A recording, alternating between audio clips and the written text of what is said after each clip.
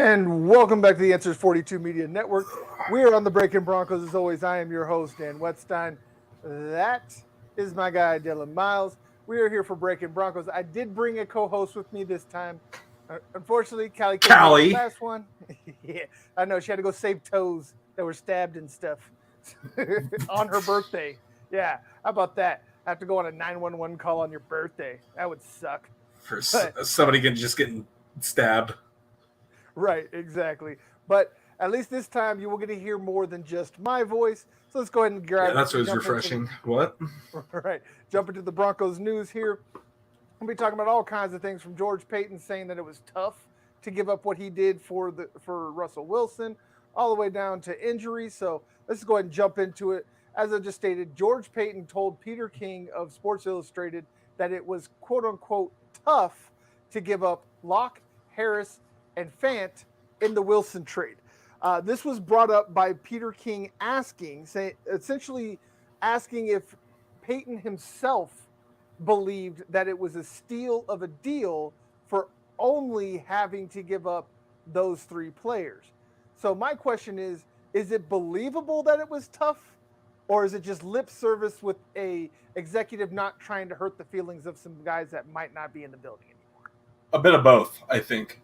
You know, you got to give it up to the media, right? Got to kind of give them what they want. But yeah, no, I definitely could see that being a little tough, especially. I mean, all three of them. Well, not to dog on Drew Lock, but all three of them is pretty tough to give up. You know, Drew Lock looked promising in parts of his time in Denver. Noah Fant will be missed, obviously. What an amazing receiving tight end that Seattle gets out of him. Shelby Harris, see that one had to be the hardest for him. And to be fair, that was the first one that he brought up when he was talking about the players that were given. The first player that Paton brought up was Shelby Harris. Now, to me, this is just an executive finessing the media. This is him giving a sound bite that's not going to come back to bite him. And he's good at it. Right. Say Shelby Harris becomes a free agent, or Fant becomes a free agent in the next year or so, and he wants to re-sign them. Well, if he comes out and blasts them like, "Oh, man, I'd have gave up even more." I can't believe they only took these guys. Melvin Gordon, get him over to Seattle. Right. You know, like if he said those things, there would be no chance for him to re-sign them. Uh-huh. This is him being smart and thinking down the line.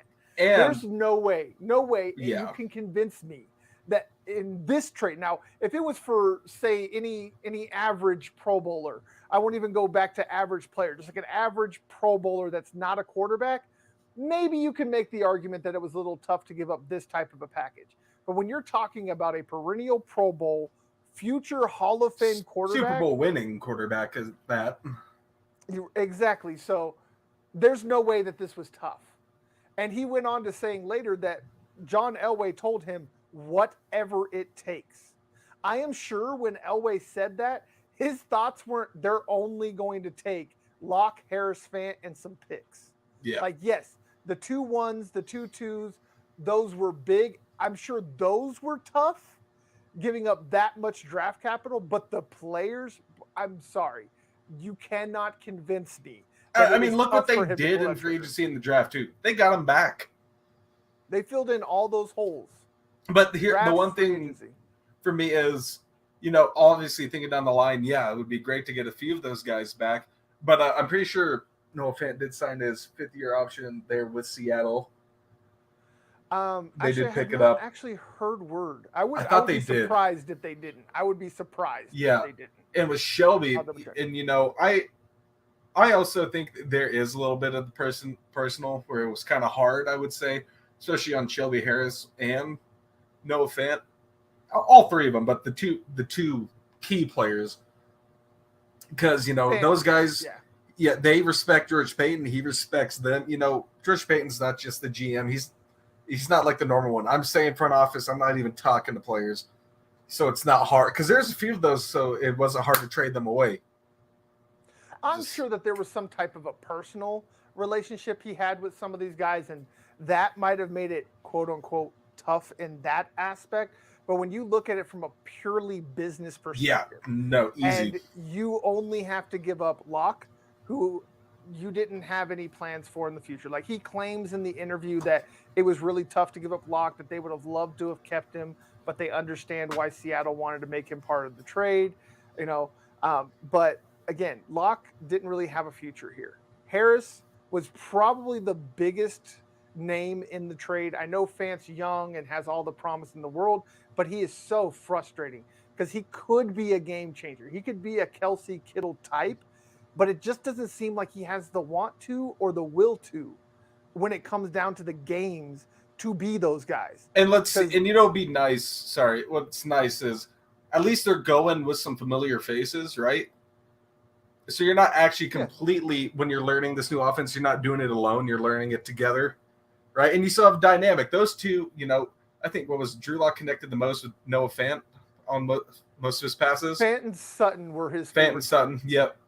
So at least you get one of your favorite targets going to Seattle. He'll be the starter. There's no doubt he won't be the starter in Seattle. Yeah, I mean, people can keep trying to say that what their offensive coordinator said about Geno Smith being ahead of Drew Lock meant something. But again, Geno Smith has been in that offense for years. This is Lock's first season. By the end of training camp, Lock will be the starter. I'm 100% with you on that. And speaking of the fifth-year option, yes, Seattle did pick up his fifth-year I remember option. reading that. And it's going to be interesting seeing that because, and like we've talked about last week when we went over the schedule, that's still the scariest part about going to Seattle week 1. Not because Russ is going back. That's going to be the biggest part played because not a lot of people, I bet, are thinking like us and other analyst people who are really into this that it's a revenge game. These guys know this. Well, they don't know the new offense well, but they know the players and know the team. So that's where you're going to go. It could be a little bit scary. Could be a trap game, essentially. It could definitely be a trap game. Yeah, because they got 6 months to prepare. Mm-hmm. And no, they were not going to be able to say, well, they run this play. And you got a whole new staff. Yeah, but what guys like a Shelby Harris can do is like, hey, this is what Bowles likes. This is what Bowles doesn't like. This is who we should have over this player on the offensive line in this scenario because they have this weakness. Like he knows the inside out of each one of those offensive linemen because he's went against them day in, day out for the last few years. Yeah. And then with Noah Fant on the flip side, he can be like, well, Pat Surtain was really good at this, but he had this little bit of a weakness in his rookie season. Let's see if we can exploit that. Or Michael Ojemudia has this weakness when he's covering a bigger guy or a smaller guy, et cetera, et cetera. And Locke could do the same thing. Like y'all can talk about Locke all the way that you want, but you can't say that the kid's dumb. The kid's not dumb. And he's just not. Another thing is, people, and then I know some people will say, well, then, but like Russell can do the same thing with that Seattle team, right? It's different. It is completely different because, they're sure Pete Carroll's going to be running a lot of the same schemes, right? But there's going to be a lot of new stuff in there that fits Drew Lock. Yeah, same offense. Yeah. But I know Pete Carroll's not that stupid to just run everything the same week 1. You would hope not. Yeah, but you never know. The man's getting up there.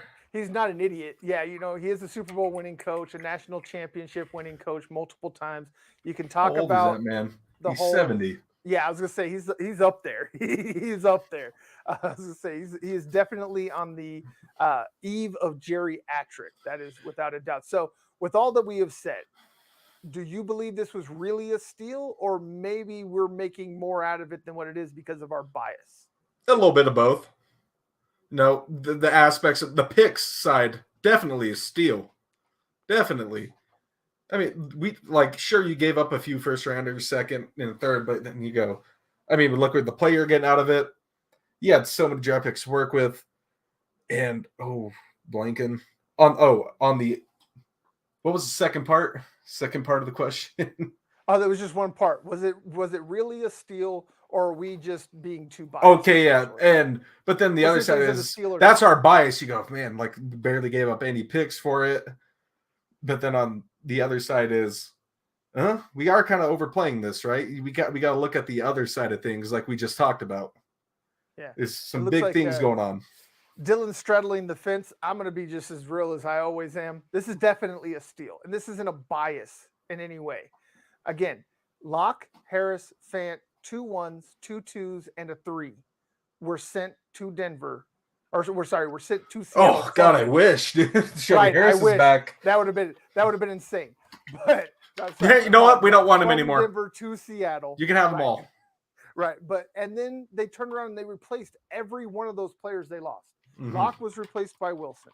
Harris was replaced by DJ Jones.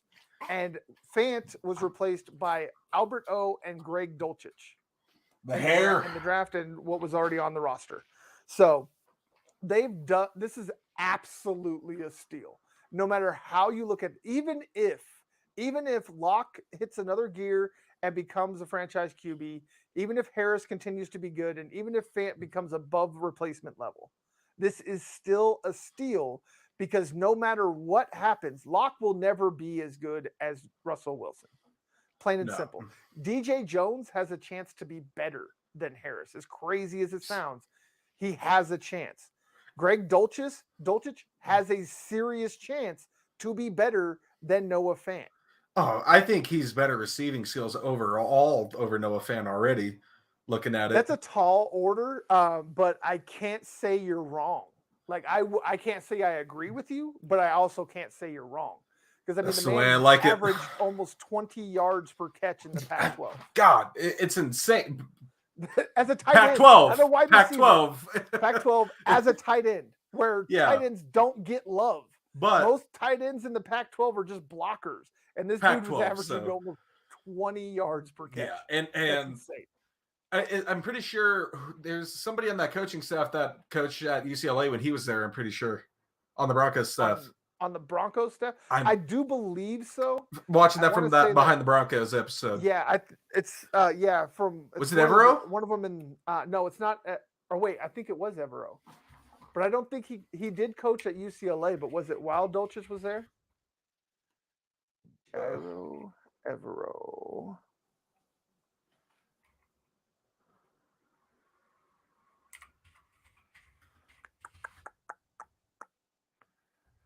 No, he was at UC Davis, not UCLA. UC Davis, okay. But there is a coach on there. Met. Yeah. Yeah, there's a coach. He's one of the assistant coaches on the offense. I can't remember his name off the top of my head, but yeah. I didn't think it was Evero, but yeah, it's one of the offensive coaches. I couldn't remember if it was or not. Yeah. But yeah, it's one of the offensive coaches brought him to the attention of Paton. And that's where he felt Paton fell in love with the 70s porn stash, long hair. And you know what I love is when you watch that draft footage, when you watch the interviews, that's something. It's different when they go like, this was our guy. And then when you watch the draft process, see like he actually was like, they were talking, especially like with Nick Benito, they were talking about trading up in the first round to get him. And they were still able to get him all the way in the second round. So it's not like they're saying he was our guy from the beginning just to say that for him and for the media.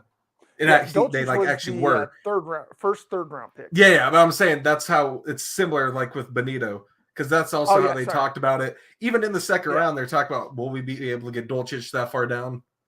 Mm-hmm. It's not like they're saying it to play it up to the media. They meant it. Right. Exactly. But yeah, Batonio was a huge get, and we'll get to that later in the episode. But sticking with Peter Stud and his takes on Broncos country, Peter King ranked the Broncos 14th in his power rankings. NFL.com has Denver as the 5th most complete team.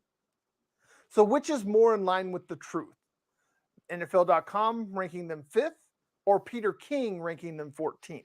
Okay. So Peter King with them ranking them 14th, I think that's a little low. A little low. I would say top. I'm not saying top 5, top 3. I'm saying top 10 at least. At the least, you got to give them some respect.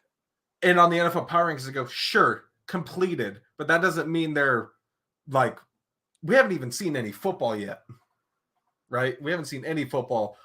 But the 5th most complete team, I will agree with that, but I'm not going to say anything about Power Rankings until the season comes. But I still think 10. I would put the Broncos. I would put Broncos a solid 10. I would keep them at 10. Yeah. I would say at least the preseason, so that way you can see you can at least see what their depth is. You might not be able to see exactly what their starters. Because Russell Wilson is not playing preseason at all.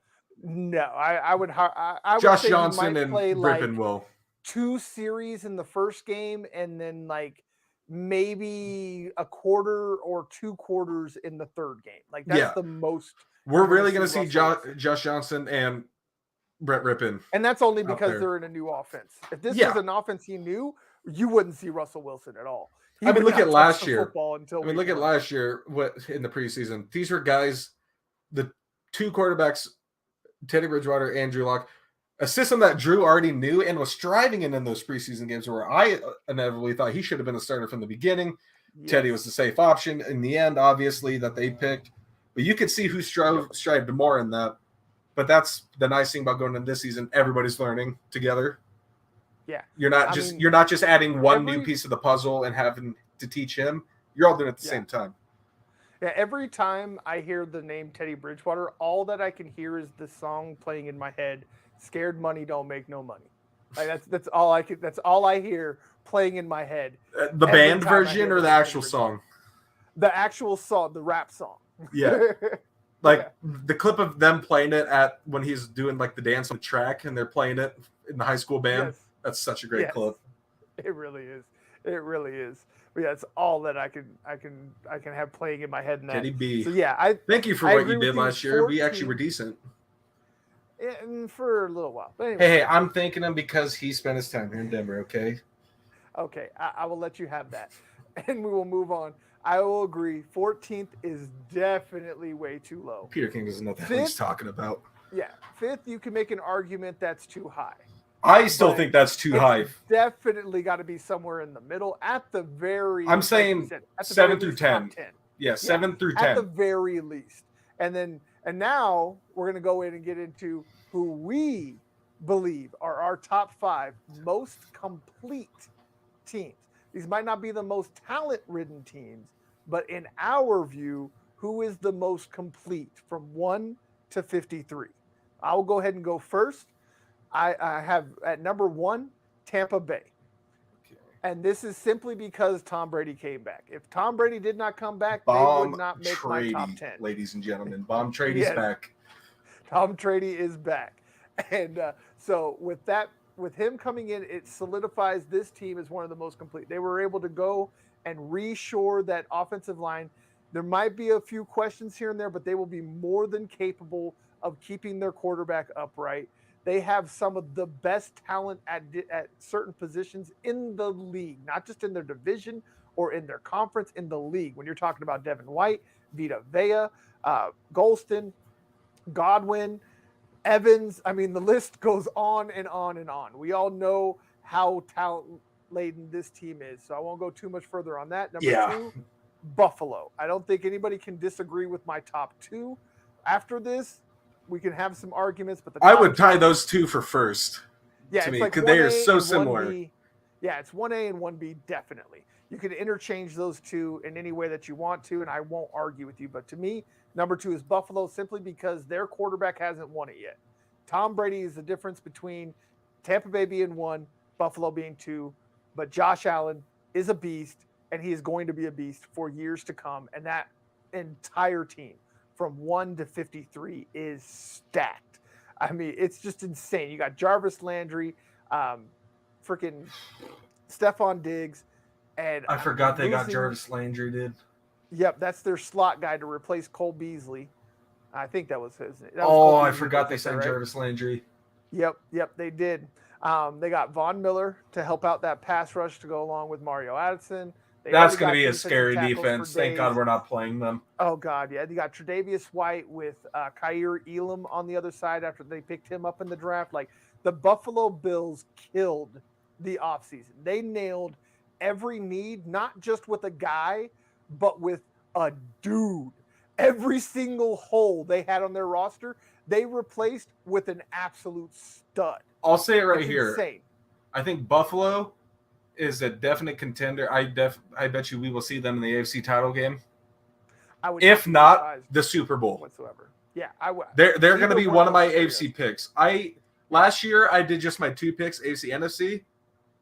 I nailed it on the Bengals. You can screw you. I called the Bengals, and but I called speaking of the Tampa. AFC, yeah, you're going to see a real trend here as I finish out my list as we're talking about the AFC. Number 3, as much as it pains me, Los Angeles Chargers. I'm not a hater. I respect the game. The fact that they were able to go out and, again, just like the Buffalo Bills, replace every hole on their roster, not with just another guy, but with a stud, was insane. Everything that they did was perfect to put around Justin Herbert, who is one of, if not the best young quarterback in the game. That kid is insane. I want to say, he's probably one of my favorite players in the league. I love to watch the kid play. I love watching him play, and I love watching him outside of football. I don't really pay attention to him outside of football. I need to send you that video. You will love that video. You will have to. But we should watch it after this. Let's watch it. I got you. We'll do that after this. We'll watch the video, and maybe you'll get me hooked. But, yeah, as far as on the football field, I can talk all day about Justin Herbert and the way he plays quarterback. He is the prototype of today's quarterback.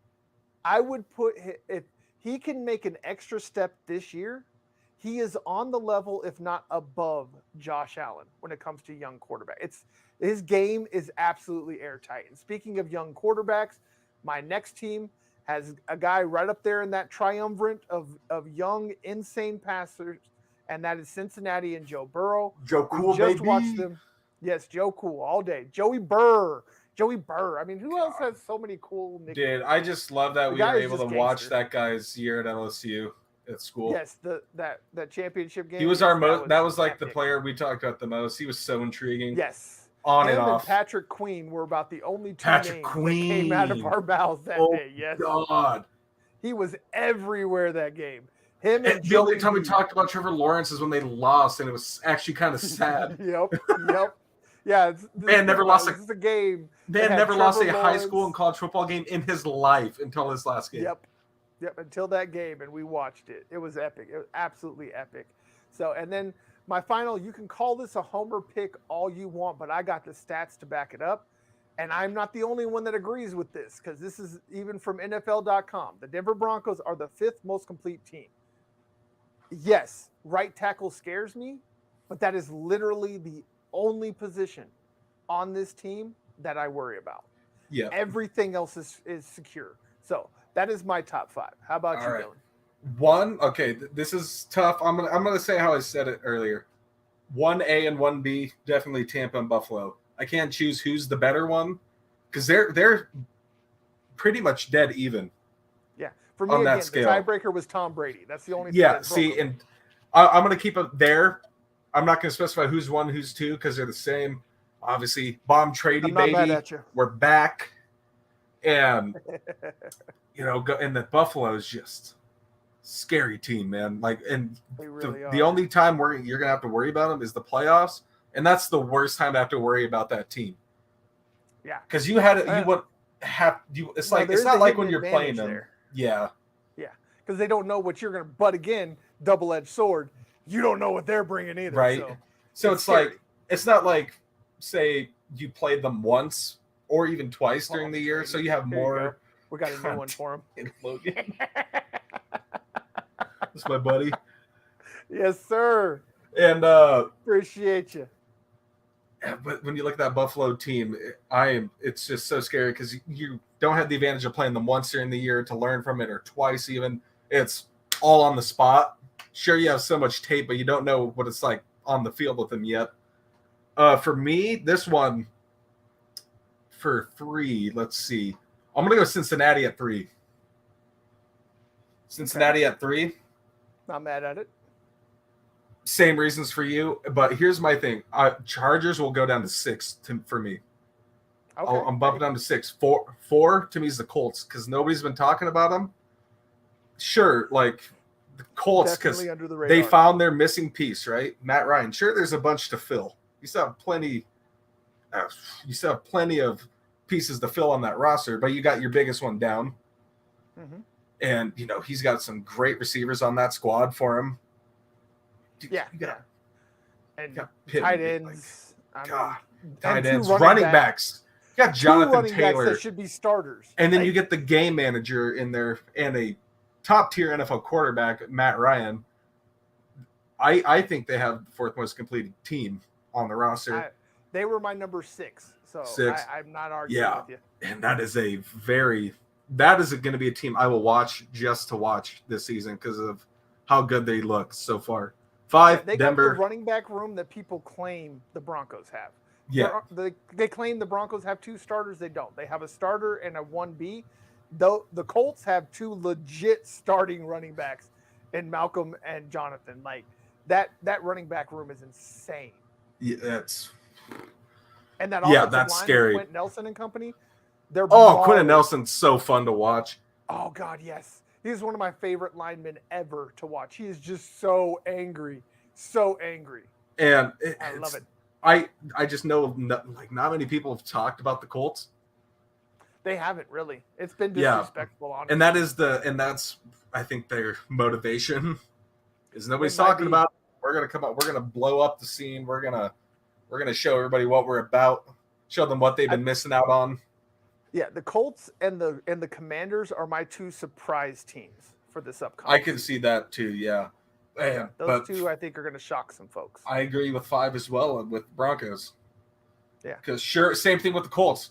You have still plenty of missing pieces on there, like right tackle, even a few corners, some D-line. The D-line's still scary, but you could add 1 or 2 more pieces in there. But you filled your biggest one. You got Russell Wilson at quarterback. That's a huge piece in the puzzle to fill, and we're gonna go out and we're gonna finish the rest as we go. That's how it was when Paton showed up, right? Sure, they had some pieces. It was like this team is promising. They just need the one guy. They got Paton, and they showed that they were a great team, but there were still a few pieces missing. And then they showed over the 4 years how they refilled those pieces. Their defense was god awful those first 2 seasons.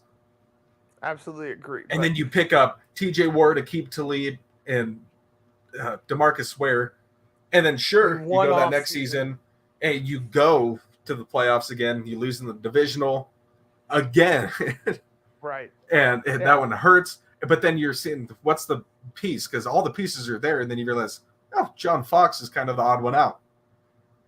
Right. Goodbye, John Fox. You bring in Gary Kubiak, offensive-minded coach. Then you bring in Wade Phillips, the boy, to run defense. And that was a super team. Sure. Really, I mean, look at the name. If you look at that on paper, you go, my God, how did they struggle during the season? You go, oh yeah, we got an aging Peyton Manning. The offense wasn't doing too hot. O-line kind of sucked. 6 games. Yeah. Brock Osweiler's 4-2. Yep. 4-2 was the good part out of that. Because of how good that team was around him. Most of that defense. I mean, that was the defense. That defense carried that season. Aaron Rodgers, in an MVP season, held Aaron Rodgers to 75 passing yards. 75 guys in a whole game. He played the whole game. It wasn't like he just played a quarter or a half. He played the whole 60 minutes and mustered 75 yards. That's barely more than a minute or more than a yard per minute of game time. Like, that's insane how ridiculous that team was. And that's how I'm looking at this new Broncos team, right? Now you go, all the pieces are there. There's still a few small ones, like right tackle, obviously is the biggest one. And, you're set on quarterback. Do you remember what was the position that everybody was worried about in 2015? It was right tackle. It was. Yeah. And then because who was the right tackle that year? It was Ryan Harris. It was Ryan Harris. Yep. He's the only player. Him and McManus, I'm pretty sure the only. No. McManus is the. Yeah, I was gonna say. Who am I talking about? Yeah, Harris is gone. Yeah, I love listening to him on Altitude every week. Yes, with our guy Josh. But it's the only player on the team remaining that was part of that Super Bowl team, I think, is McManus. Yeah, the lone survivor. Left last year. Yeah, after Miller left last year, he was the lone survivor of the 2015 squad. Is Brandon McManus, and he'll be around for another couple years because I think he's still got 3 years left on his deal. So, and we'll have that nostalgia around. But moving on from complete teams to what can decimate even the completest of rosters, injuries are piling up in voluntary OTAs. Billy Turner, the presumed right tackle starter, has a knee injury. Randy Gregory, the big ticket pass rusher free agent signing, has a shoulder injury that he's been nursing since the end of last season. And then Jonathan Cooper has his finger so mangled he has to go have surgery. So they all go down in voluntary OTAs. Do any of these worry you? All right. Here's the thing, right? Not really. I'm not really too worried because it's first OTAs back, right? Sure, they've been working out, but you haven't been on a football field. Sure, they're not in pads yet. That won't happen until training camp. You just got the helmets and the uniforms on. But, when you get these little bangs up, you're just getting back into the loop. Your body's getting used to getting back into football mode. And, being able to look at the one that concerns me the most is Jonathan Cooper's mangled finger. I can understand that. Yeah. The shoulder for Randy Gregory, what was it, just slight sprain, or was it well, he had a shoulder injury coming into this offseason. Like, it happened at the end of last year with Dallas. Okay. He had surgery. When he came to the first day of OTAs, he was still in a sling, but he took it off on the first day, and then about 2 days later, he was like, no, we can't do this. Yeah, so he just rushed it, and a little stupid, but, things happen. That he'll be healed up by the time training camp comes. Yeah, they said he'll be good. He'll be ready to go by training camp. Billy Turner, those things happen. Twisted knees, right? You're not hitting too hard. That is the one that will worry me. Yeah, the reason it worries me is because it's the non-contact injuries when it comes to things like joints, knees, elbows, wrists, etc. Do we know that's when ligaments get torn? Sorry. Go ahead. Do we know if they were in the indoor facility or the outdoor? When Billy got hurt, I am not sure. Because some of that, though, if they're in that indoor, I bet you turf has a reason for that, because turf should not be allowed in the NFL. It really should. I don't care what you say. It's cheaper, sure, and it's also for indoor stadiums, but grass is the safer thing. Even that newer turf, I don't like it. Yeah, it's dangerous. You're essentially falling on a 1-inch mat of rubber with little rubber pellets, fake grass, and concrete. Nothing's breaking your fall. Sure, grass still hurts, but at least you're not just landing on just smack hard concrete. Yeah, dirt gives, concrete doesn't. I just don't understand why it's still in the NFL, but that's why I'm wondering, was it turf? Because your cleats catch in that turf. Yes, it will. So, since we've gotten over, they don't really worry us too much outside of Billy. And Billy's is a day-to-day injury. He's done an MRI. He's good. Nothing horrible. So it seems like he'll be okay, but those things have a tendency to linger. So even if it doesn't end his season or it's not a nagging, it may slow him down enough for like a Calvin Anderson or a Tom Compton to catch him in that right tackle competition. Who's the free agent that we talked about that they signed after the draft? The free agent they signed after the draft? Yeah, after that was the draft. Melvin Gort. I know they signed Melvin Gordon. No. The undrafted free agents. Oh, you're talking about the offensive lineman, Gutierrez. Yeah, the guy who I said would be the projected starter. It's happening, baby. He's coming. It could. We're going to get into UDFAs here in a bit, but I also wanted to ask, because right after the draft, everybody was constant. Why would you take a pass rusher? You signed all these pass rushers, blah, blah, blah, blah. Well, now 2 of those pass rushers are hurt and are out for at least OTAs. So how does that Batonio pick look now? Amazing. I think it was amazing either way. because you can never have too much pass rush on the roster at depth. Switch things up a little bit. And, people are saying, I've seen some things about the Randy Gregory injury where, like, see, he's already hurt. But you realize he's been carrying this over from last season. This, you should have seen this if you really paid attention. Yeah. I'm not worried about that one, but it's nice to know Nick Bonito will be getting more reps out of it now. Yeah. Bonito is absolutely a perfect pick at this point. And he's going to kill quarterbacks. I said it the moment he was picked.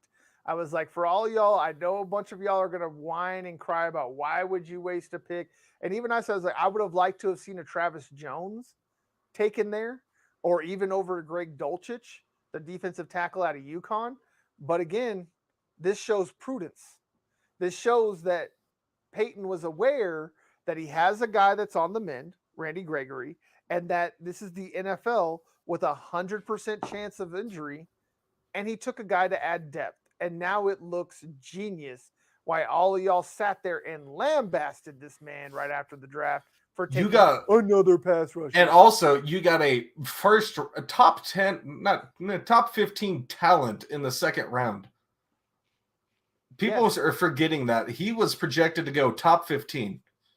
Quite possibly. And At he least dropped he had a first round grade. And he dropped all the way down to the second round to the Broncos. The very last pick in the second round. It's awesome. Like, people are being like, why would you take him? It was a steal. It was was really a steal. I mean, he has a special first step. They were going to trade up to get him. Yeah, Paton was on the phones constantly trying to trade up, but could never find the right value. And then the kid just kept falling and falling and so falling. They finally just said, let's see what happens. Sit back. Yep. Let's sit back, see what happens. And they got their guy. Giants are going to screw up a pick, so might as well wait a little bit.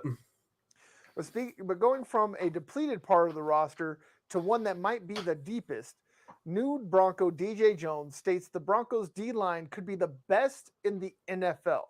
Do you agree with this assessment? Yeah, I could see it. I don't think it's going to be the best, but it could be up there to be one of the best. I still think my top two lines going right now, defensive lines, are the Chargers and the 49ers. That you're going to have to play both this season. Because, I mean, look at that. That San Francisco one hasn't lost its touch since they lost the Super Bowl to the Chiefs in 2020. Size and athleticism on that line. You got freaking... Oh, jeez. Why did I just blank Armstead, the name? for one. Armstead. The brothers. They got... Bosa. Not Joey. They have Nick Bosa. Nick Bosa. There you go. You got Nick Bosa, who was defensive player and defensive player of the year and defensive rookie of the year in his first season and made it to a Super Bowl. Yep. And but then same thing with the Chargers is you got Joey Bosa and Khalil Mack lining side by side. And I'm going to shed the years off my life watching those games. And I mean, their defensive line is insane. And I would even come to say I would put Tampa at 4 or at 3 and then Broncos at 4. Just based off of rosters right now.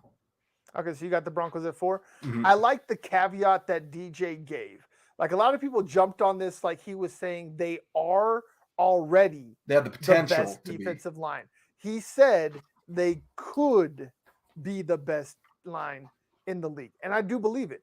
With that amount of size and speed freaks that are on this line between DJ Jones, Draymond Jones, McTelvin Agim, Deshaun Williams.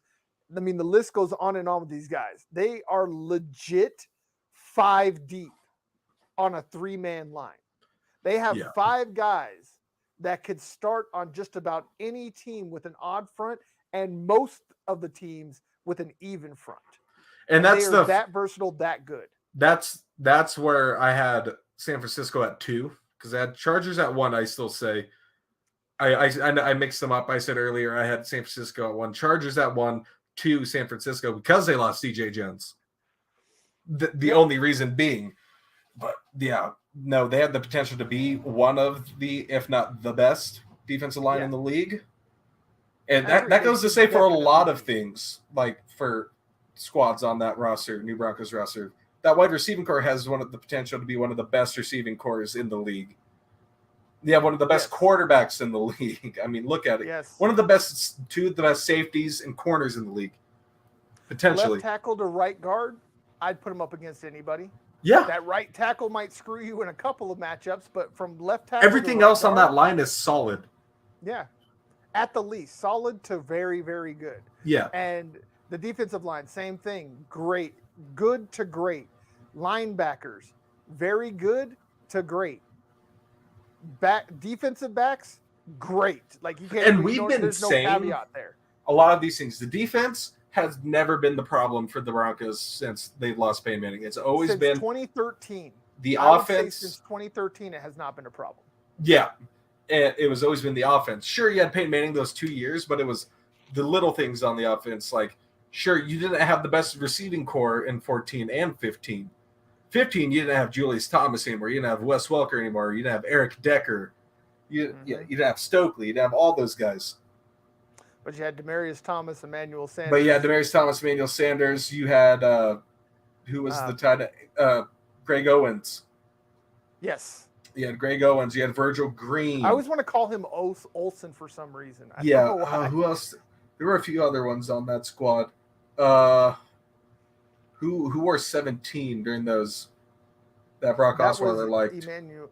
That was Emmanuel, wasn't it? Or No, Emmanuel was 10. Yeah. Deshaun Hamilton. No, not Deshaun Hamilton. The guy before him. Yep. The slot guy. I forget his name. Yeah, I forget. Here, let's go look at it. I'm looking it up right now. So, who was it?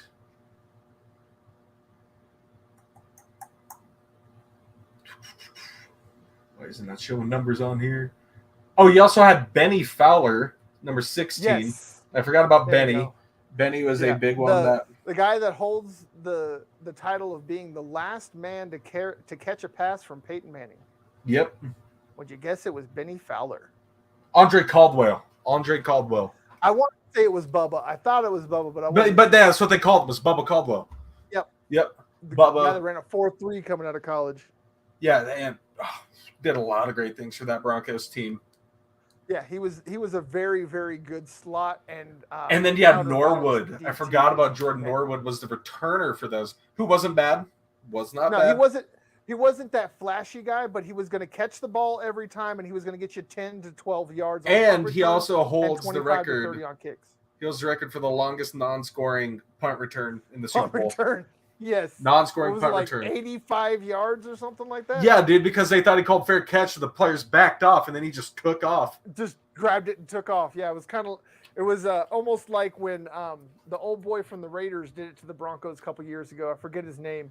Oh, that one hurt. That was Flacco, too. I try not to remember those games. Yes, that was the Flacco era. But, yeah.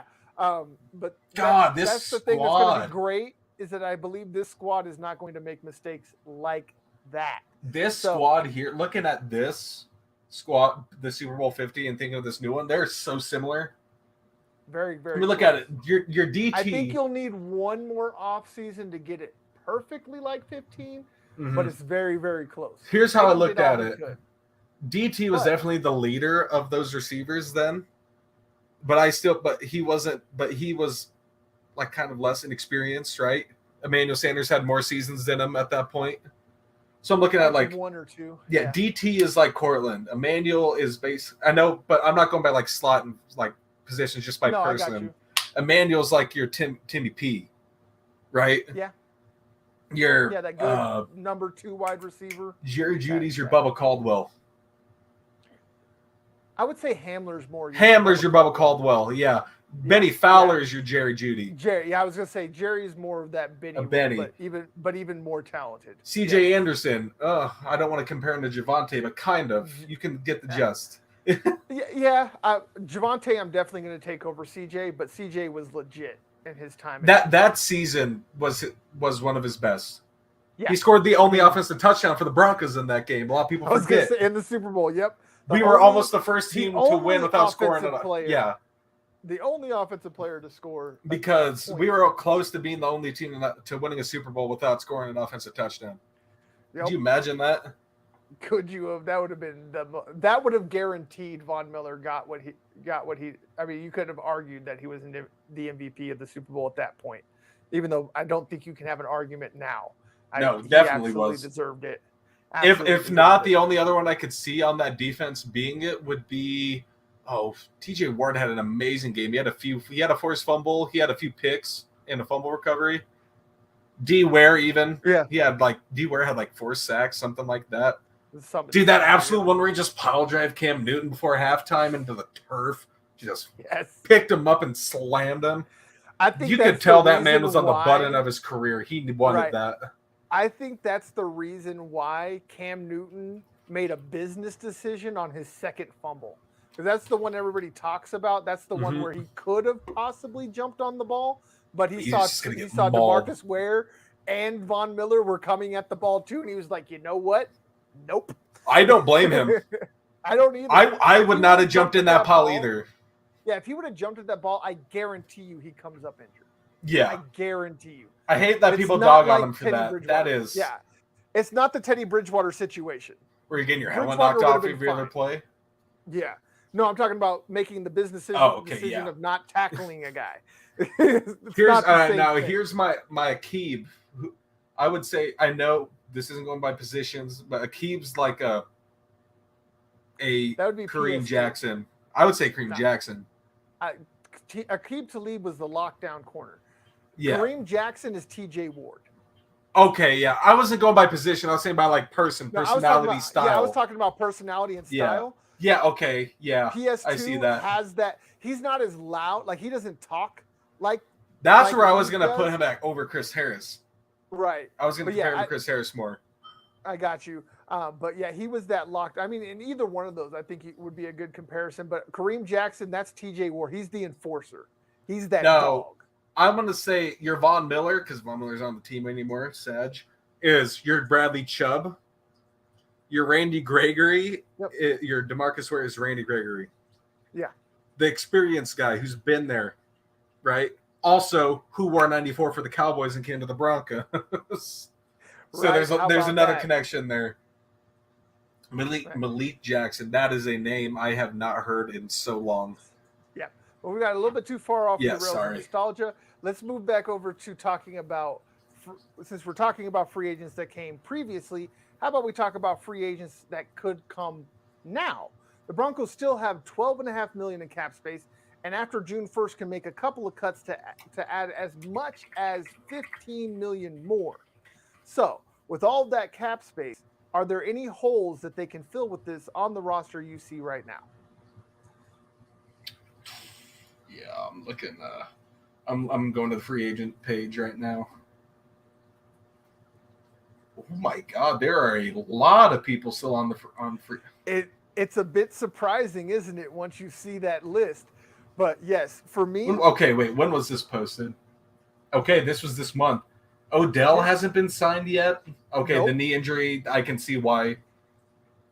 Julio Jones hasn't been signed. Jadeveon Clowney did re-sign with the Browns, so that's off the list. Gronk's a free agent. I thought he hasn't re-signed with Tampa yet. No, he hasn't. He's been really coy about whether or not he's going to come back, but we all know. If he comes back, well, I should say when he comes back, he is going to Tampa, and he will re-sign with Tampa. He's going nowhere else. Dwayne Brown, offensive tackle. There's one you could get. I'm glad you brought him up. Dwayne Brown. I like him and Brian Bulaga. Oh, he's next on the list. Oh, and then Ndamukong Suh. I don't want that man. I don't want him. The man's a dirty player. I love him. But sometimes he can be a dirty player and an asshole. He kind of can. I mean, he can, but I mean, at the same time. Look at his time in Detroit. I mean, that was a long time ago. If you're going to bring up Detroit, but still. You got to look more about his time in other places. I think his best time he had is definitely in Tampa. Yeah. He has grown. He is a different person and player now. Jarvis Landry has signed. God, that one's. I still can't believe Akeem Hicks is sitting out there. Akeem Hicks? Oh, he is. Melvin Ingram's still sitting out there. Ooh. Yep. Ooh. But for me, he's too much money. Yeah. I would like to see. Kyle Fuller. Oh, Kyle Fuller signed with the. Did Kyle Fuller signed with the Bears? Is that what I saw? No. Who did he sign with? I'm not sure. He signed with Kyle Fuller just signed with somebody. Yeah, but me, I would like to see them spend some more money on inside linebacker. Ravens. So we'll get to see Kyle if he's healthy. Yep. Yeah. I say inside linebacker. I mean, as much as we're going to talk about inside linebacker here, T.Y.'s a free agent. Oh my God! What the hell is this offseason? Injuries. True, but what is this offseason? Just the names alone. Yep. Gerald McCoy, Richard Sherman, Josh Norman. Oh, Nick. Deshaun Jackson, Emmanuel Sanders. How do you say that? We're just going to go list off names. I mean, we can do that. But again, to me, inside linebacker, that's where I want to see the money spent. I want to see an Anthony Hitchens, somebody like that, to come in that has experience. Trey Flowers is out there. This is a very sub-heavy defense. Am I heard? Can you hear me? Yeah, I can hear you. Eric Fisher's still on there, dude. That is. I couldn't hear myself. Too injury prone. Freaking out. Yeah. If anybody gives him so much money, it is too much. Bobby Massey's a free agent. Did we not pick him back up? No, okay. And we shouldn't. He was the worst of the bunch last year. I couldn't remember if we did or not. Yeah. No. Will Fuller? No, we did that. Will Fuller's a free agent? Are we just going to list off all the free agents? I have just so many names. I knew Chris Harris. JPP is a free agent. I knew that. All right, so since you've named off all the free agents left on the market, dude, I still got like 20 more. Right. Yeah. Is there a must-get left out of all those names? Like, is there somebody that you just think has to be on this roster? Oh, definitely. Dwayne Brown. I like Dwayne Brown. Yeah, me too. I like either a Dwayne Brown or a Brian Bulaga. I think either one of those guys would be an upgrade over all of the guys we have on that or a Darrell Williams. Sorry, that? Darrell Williams from the Bills. Oh, yes, Darrell Williams. He is a free agent as well. Yes. The must-have for me is Anthony Hitchens. He's a guy that has absolutely infuriated me in his time in Kansas City. Oh, no. What he's done to our tight ends whenever the Broncos have faced them. I would like that whole mentality. If you can't beat them, join them. And at the very least, have his veteran leadership and pick his KD, if nothing else. Sorry, I had to throw some shade at KD when he went to the Warriors. You're good. That was big, dude. That was like the biggest NBA news ever. It really was. Until LeBron went to LA. Other than that, and we all saw how that turned out. Right. The must-get for you is Dwayne Brown or Darrell Williams. Dwayne Brown, one of those two. Or Darrell Williams, and then mine is Anthony. And I think you could. I can agree with Hitchens. Guys. I agree with Hitchens for sure. But I mean, I'm looking at realistic. Yeah.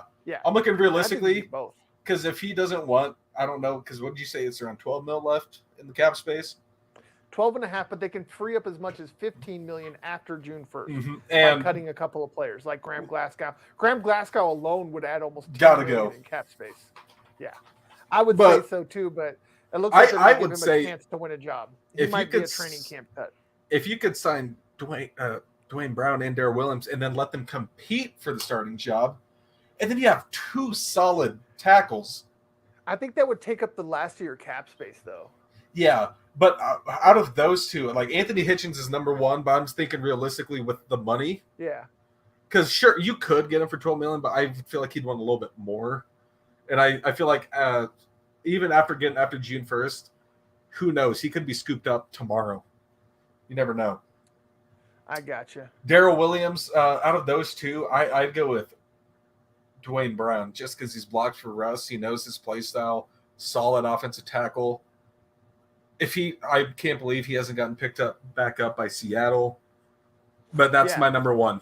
Yeah, I think give Russ a bit of comfort, most definitely. And that was one of the few places that he did not have to worry about on that offensive line. Dwayne Brown was a rock on that offensive line. It was everywhere else that sucked. So why not reunite him? Why not give that little bit of added protection and comfort to Russell Wilson and having familiar faces for both of those guys. And if you want to make it better, have him compete. Even though we know he's going to win, have him compete and let the other guys feel good. I don't care. I mean, give everybody motivation. That's what it's for. They like some teams, like let's say last year, right? We're going to do a QB battle, and we knew Vic Fangio was going to pick Teddy.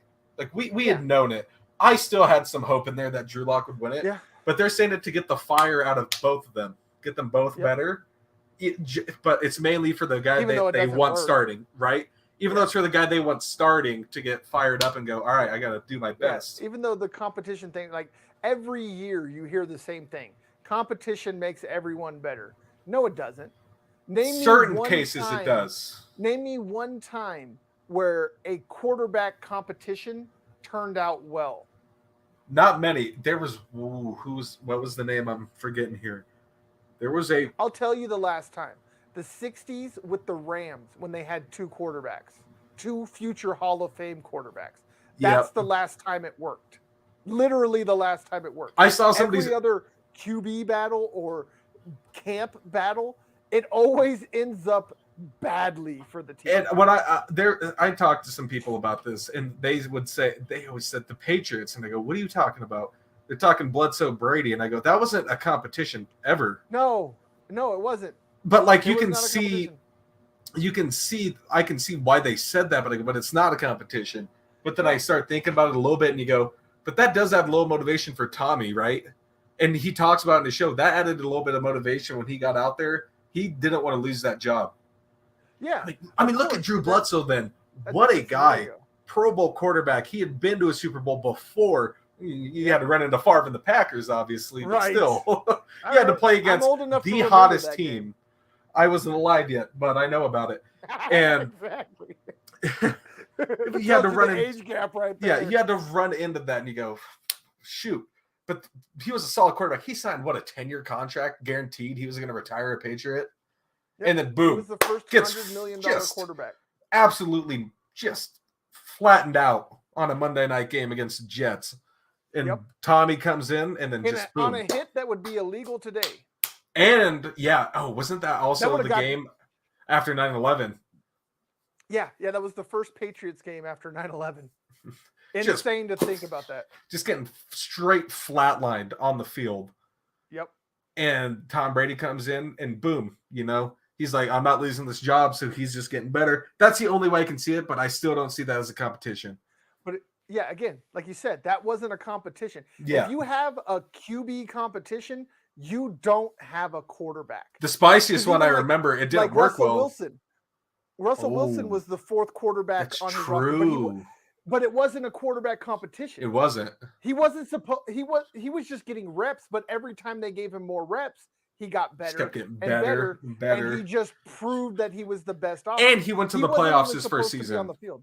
Yes, exactly. Dak Prescott, fourth quarterback on his roster, wasn't a competition. He wasn't in there competing with another guy. Got the backup spot. He was just in there playing. Got the backup spot. The starter got hurt, just like Tom Brady. And a lot of people forget the starter and never gave it back. Yep. A lot of people forgot Romo got hurt. He didn't lose his job to Prescott in battle. He got just killed. He got walled. That was one of the. It wasn't like a horrific injury, but it's one that you watch and you can just feel it. Yeah. Well, I mean, he had like 3 ribs broken. Yeah, you just go, oh. And then Dak Prescott pops off.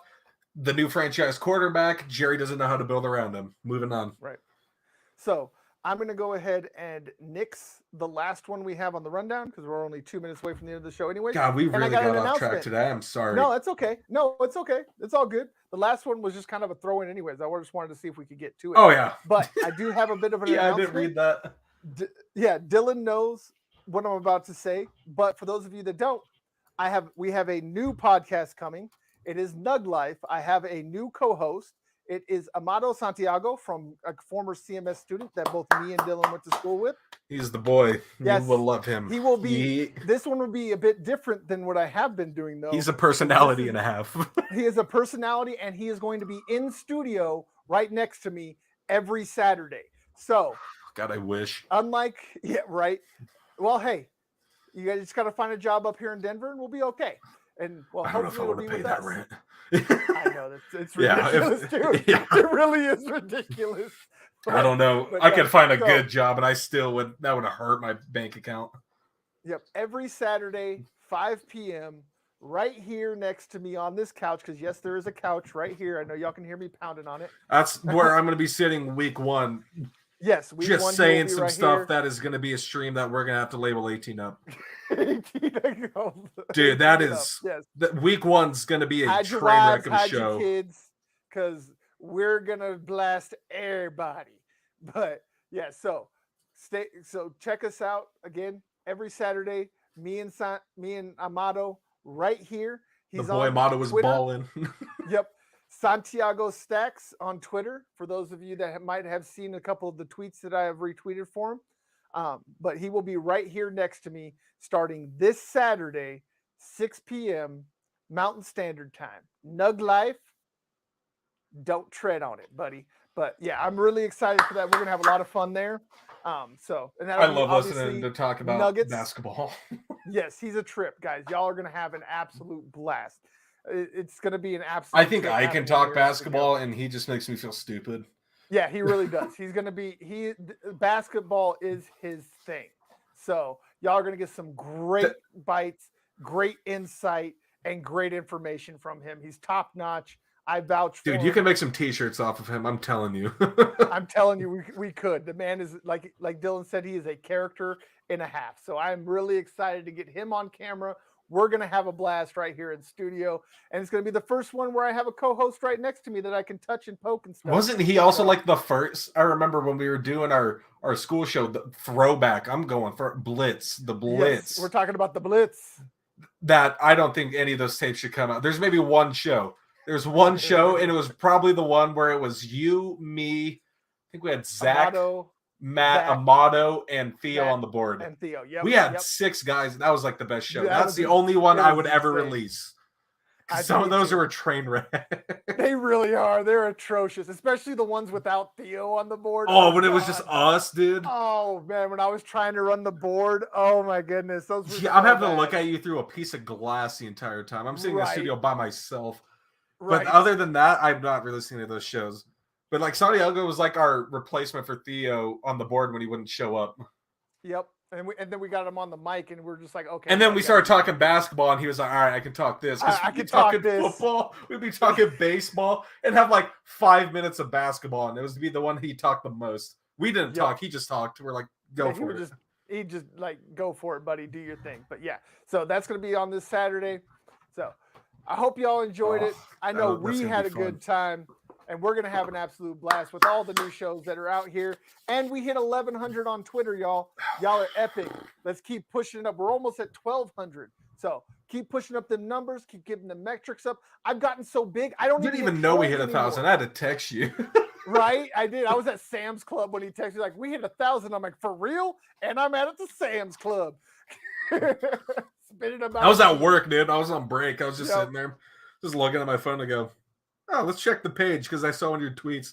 It was like 1,001. And I go, hit 1,000. I didn't even look. I just looked at it and I go, that's pretty cool. I go, oh, okay, we hit 1,000.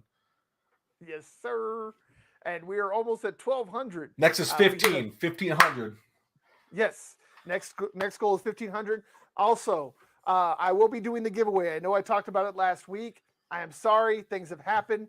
I am giving away a $50 gift card to a Twitter follower. So if you are not on Twitter, get over there, get following us. Tomorrow, I am giving away a $50 gift card to fanatics.com so you can go and spend it on any swag you want for any team that you love. So make sure you're watching the Twitters tomorrow. I'm going to be giving away, again, a $50 gift card to fanatics.com. They are one of our partners.